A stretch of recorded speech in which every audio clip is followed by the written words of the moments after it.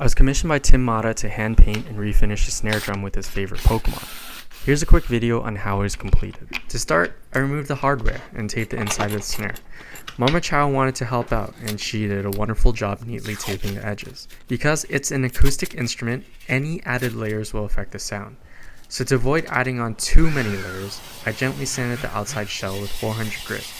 Extra care was put into not over-sanding an area. Once sanded, I'll primer the shell using ultrafine coats. The white primer will help ensure adhesion for the next few layers. After some collaboration, Tim and I agreed on this draft, and based on that draft, I printed it out and chalked the back face of the paper. The chalked face is now laid against the shell and traced. This will leave a chalked imprint.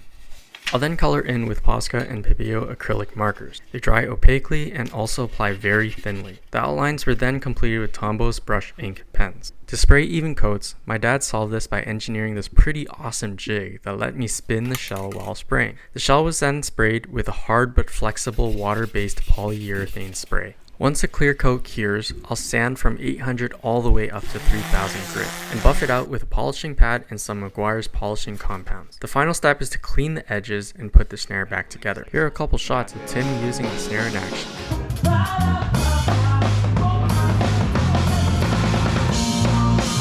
Thanks for looking.